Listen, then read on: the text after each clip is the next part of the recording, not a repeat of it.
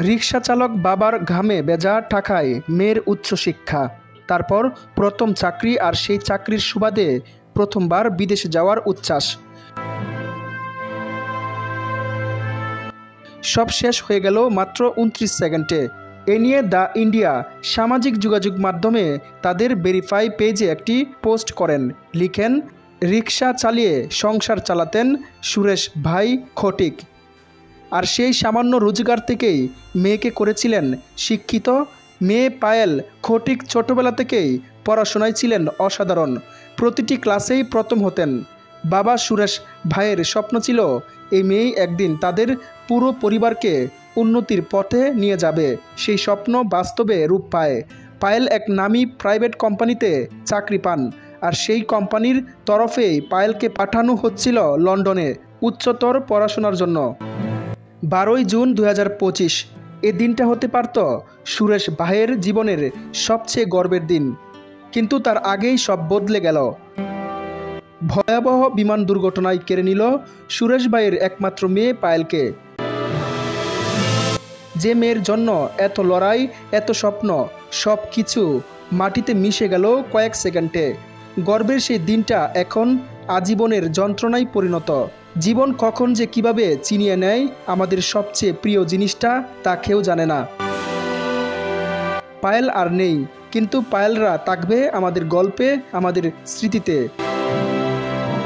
জীবনে প্রথমবারের মতো বিমানে চড়া, প্রথমবার বিদেশ সফর, সব কিছু নিয়ে পায়েল ছিলেন বেশ রোমাঞ্চিত। কিন্তু নিয়তির কেমন নিষ্ঠুর পরিহাস দেখুন। সেই প্রথম বিমান যাত্রায় হয়ে গেল তার শেষ যাত্রা। স্থানীয় সূত্রে জানা গেছে, পায়েল খটিকের বাবা সুরেশ ভাই খটিক একজন রিকশা চালক। অভাব অনটনের মধ্যে মেয়ের লেখাপড়ার পেছনে তিনি অক্লান্ত পরিশ্রম করে গেছেন। শুধু নিজের ঘামে মেয়েকে মানুষ করেছেন। পায়েলও বাবার স্বপ্নকে মর্যাদা দিয়েছিলেন একদম মেধা আর পরিশ্রমে।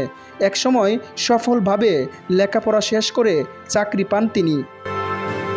পরিবার জানায়, লন্ডনে যাওয়ার সুযোগ পাওয়ার পর থেকে পায়েল ছিলেন প্রচণ্ড আনন্দিত। এই প্রথম বিমানে উঠবেন, প্রথমবার দেশের বাইরে যাবেন, এমন অনেক স্বপ্ন তার চোখে ছিল। 2025 সালের 12ই জুন বৃহস্পতিবার সকালে বাবা সুরেশ ভাই নিজের হাতে মেয়েকে পৌঁছে দেন আহমেদাবাদের সর্দার বল্লভভাই প্যাটেল আন্তর্জাতিক বিমানবন্দরে। পায়েলের চোখে তখন উৎসাহ আর মুখে হাসি।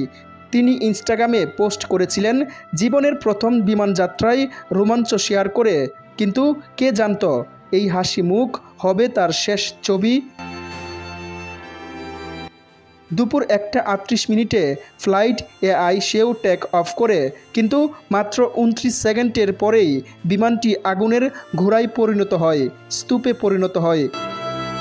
আহমেদাবাদের সিভিল হাসপাতালে পায়েলের পরিবার ছুটে যায়, কিন্তু সেখানে তাদের জন্য অপেক্ষা করছিল শোক আর হাহাকার। পায়েলের দেহ চিহ্নিত করতে DNA পরীক্ষার প্রয়োজন হয়, কারণ দুর্ঘটনার ভয়াবহতার দেহগুলো ক্ষতবিক্ষত হয়ে গিয়েছিল। সুরেশ ভাই, যিনি মেয়ের উজ্জ্বল ভবিষ্যতের স্বপ্নের কথা ভাবছিলেন, এখন তিনি শোকে একেবারে পাথর। তার রিকশা এখন নিস্তব্ধ। পায়েল খটিকের গল্প শুধু একটি ব্যক্তিগত ক্ষতির গল্প নয়, এটি স্বপ্নের প্রতীক, যা হাজার হাজার ভারতীয় পরিবারের বুকে লুকানো থাকে।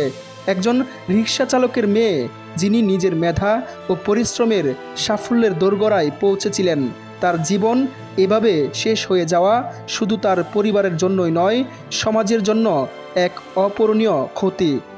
আজ পায়েলের বাবা সুরেশ ভাইয়ের রিকশা থেমে গেছে।